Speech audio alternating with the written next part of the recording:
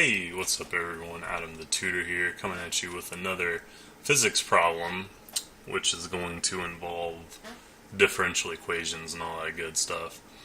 So, first of all, basically what we've got here is we've got a mass spring system and it's immersed in a fluid that has this dampening force right here that is equal to negative b times the velocity, right? So basically how this is going to go is, well, first we need to set up a summation of forces, right? And as we all know, the summation of forces, mx double dot, is going to be equal to, well, first we've got the dampening force, which is equal to minus b times the velocity, which in this case is x dot. And then we also have the spring force, right? Which we all know is minus k times x, right? Where x is the displacement of the spring. So now what we're going to do is we're going to divide everything through by m and bring both this term and this term over to the left-hand side of the equation, right? So what that's going to give us is going to be x double dot plus b over m x dot plus k over m times x, which is equal to 0, right? So what I'm going to do at this point is I'm going to define some things that are going to make life a little bit easier for us. So first of all, I'm going to define gamma to be b over m, and I'm going to define omega naught squared as equal to k over m, right? So with those guys defined, what we now have is going to be x double dot plus gamma x dot plus omega naught squared times x is equal to 0. So at this point now, we can solve this guy by any number of ways, and I think the easiest way to do it, well, easy is kind of a relative term. I think the most concise way to do this is via the Laplace transform, which we will do. So what we need then is going to be the Laplace transform of x double dot. Oh, it's kind of a funky looking bracket there. Is going to be equal to s squared times the Laplace transform of x minus s x of 0 minus x dot of 0, right? And we know that from the problem, right, we have initial position. No, I meant that to be blue. Well, let me, just so you know. Okay, so then we have initial position right there, which is this guy. That's x naught. And then we have initial velocity, v naught, which is this guy, right? So then what we now need to do is come back over here and then find the Laplace transform of x dot. So the Laplace transform of x dot is going to be s times x minus x of 0, but x of 0 is just x naught, right? And then finally, we just have the Laplace transform of x, which is just x, so that's pretty simple. So now we're going to plug these guys into here. Oh, and the Laplace transform of 0 is just 0, right? So then what we're going to get is we're going to get s squared big X minus s times x naught minus v naught, and then we're going to get plus gamma and then that's going to be S big X minus X naught, and then we're going to have plus omega naught squared times big X is equal to 0. So first, again, we're just going to group like terms. So that's going to be S squared, we're going to get plus gamma S, and we're going to have plus omega naught squared. And that's going to be times big X. And then we're going to have X naught, right? That's our next term. So let's see, it looks like we got a minus S, and we're going to have a plus gamma S, or I'm sorry, plus gamma times minus X naught. So it looks like what we're going to get is going to be minus S plus gamma X naught, right? Minus gamma times X naught minus S times X naught. Oh, and this should be X naught. Okay, and then it looks like we're just going to have a minus V naught. Okay, so at this point, this is just algebra now. So we're going to get that big X is going to be equal to, well, we're going to have a V naught. We're going to have a plus S plus gamma times X naught. And all of that is going to be divided by S squared plus gamma S plus omega naught squared. So at this point, now what we need to do is we need to manipulate this to get this into a form that we can recognize, right? So what we're going to do then is we're going to factor out this bottom part right here, the denominator, right? So what we're going to get when we do that, so we're going to have S squared plus gamma S plus omega naught squared. Okay, so what we're going to do is we're going to square, we're going to formulate a perfect square out of this, right? Which, if you recall how to do that, you take the term associated with the linear S, right? The linear term in this, so that would be gamma S. You divide the coefficient by 2 and then square it. And you add it and subtract both sides. So what we'd have is we would have gamma S plus omega naught squared plus gamma squared over 4 minus gamma squared over 4, right? So we took the middle term, gamma times S, we divided the coefficient on S by 2 and then squared it and added it and subtracted it to both sides.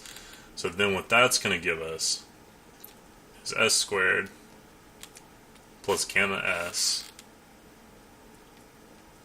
plus gamma squared over 4,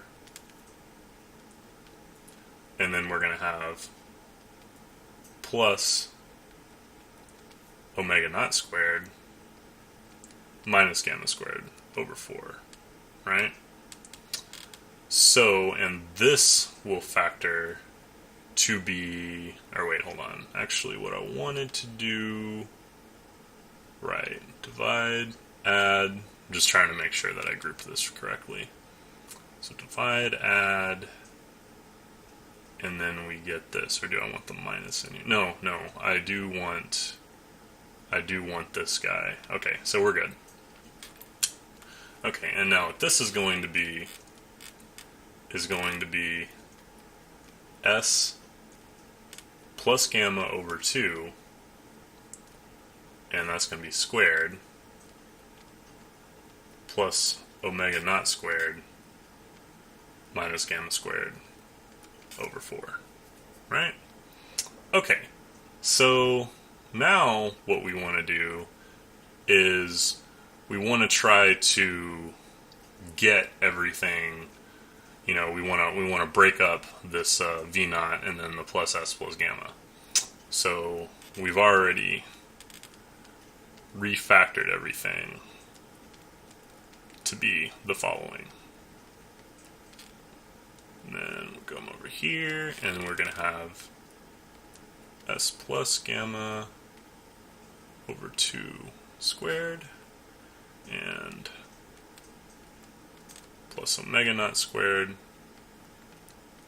minus gamma over 4. Okay, good.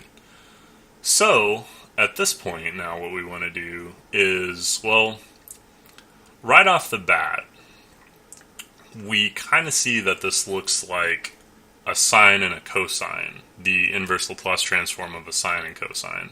And it's also kind of shifted by this gamma over 2 right here, right? So basically what we're going to have here is this V naught is going to give us, once we multiply the top and bottom by this omega naught squared minus gamma, that should be gamma squared over 4. What we're going to get then is we're going to get that this is going to give us a sine, and this other one over here, once we figure that out a little bit better, that's going to give us cosine, right?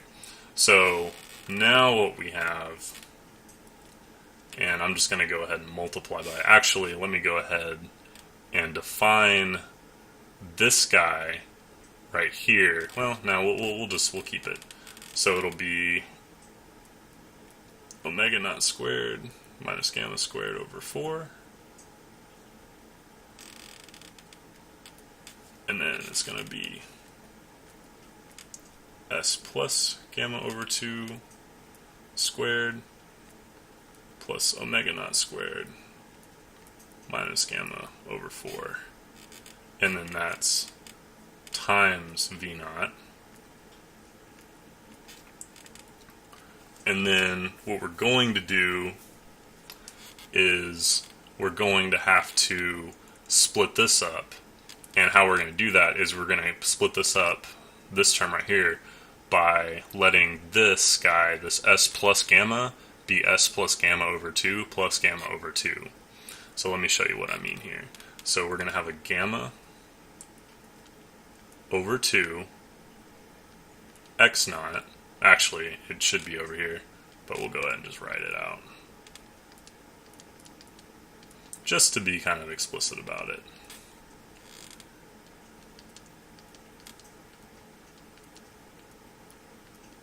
Gamma squared over 4. And now what we have is we have S plus gamma over 2 x naught S plus gamma over 2 squared plus omega naught squared minus gamma squared over 4. No, that should be really should be a minus right there. It kind of looks like it's here. Let me maybe fix that a little bit. So there we go. That way you don't think that it's times minus. Okay. So at this point we've broken everything up pretty nicely. So now we're going to make some definitions, and basically what we're going to do is we're going to define a constant for this, and we're going to, basically multiply through by this guy. And actually, here, let me just do that in one step rather than multiplying and dividing here. That way it's a little bit clearer, right? So all we did from here to here is we just split this up into, from this gamma, split into gamma over 2 plus gamma over 2, and we just kind of separated everything, right? So now what we're going to do is we're going to define some new things, right? So what we're going to define is going to be that big gamma is going to be equal to omega naught squared minus gamma squared over 4. And actually, let's just do gamma squared, right? So that way it's a little bit clearer what we're dealing with. So then what we're going to get, let me get black back here, x is equal to 1 over gamma, And then we're going to have up top V naught plus little gamma over 2 x naught. And then we're going to have a gamma up top. And this is going to be s plus little gamma over 2 squared plus big gamma squared, right? And we're going to have plus s plus gamma over 2 x naught, and then s plus gamma over 2 squared plus gamma squared. Oh, and there should also be, well, yeah, we can go ahead and put a gamma up here, right? That'll just be a constant. Okay, so now what we're getting is we're getting something that resembles the inverse Laplace transform of a cosine and an inverse Laplace transform of a sine, right? Because we have gamma, gamma squared, we have some s that's shifted. Here we have our s's that are shifted, and we have gamma squared. So now, all we need to do is simply account for this shift. Now, when you shift in the s domain like this, basically that corresponds to a multiplication by e to the minus something in the time domain. So what do I mean by that? Well, what I mean by that is that if I have the Laplace transform of e to the minus gamma over 2t times, no, let's just say sine of at, right? Because the same, well, here, let me just do f of t, right? Because this isn't just true of sine, this is true for any f of t. So, f of t. And that is equal to f of s plus gamma over 2, right? So basically we're going to use this fact to find that our complementary solution is going to be 1 over gamma v naught plus little gamma over 2 times x naught sine of gamma t plus, and we're just basically going to have, well, we don't really need the gamma right here, so this gamma will come in and cancel this one out, and we'll just have times x naught cosine of gamma t, right? And all of this times e to the minus little gamma over 2 t. So this is our complementary solution, right, for this system. So this right here is our answer to part A.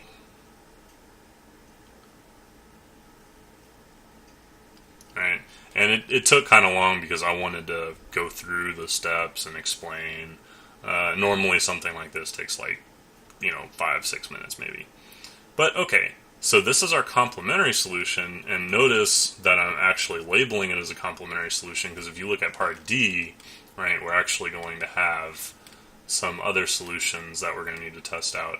Actually, we're not going to be testing this one because this one, when I checked it, just to make sure it was good. I mean, you can do it, but it's involves some pretty high level stuff, so we're actually not going to be doing this last part of D. But anyway, so that basically does it for part A, and I will see you for part B.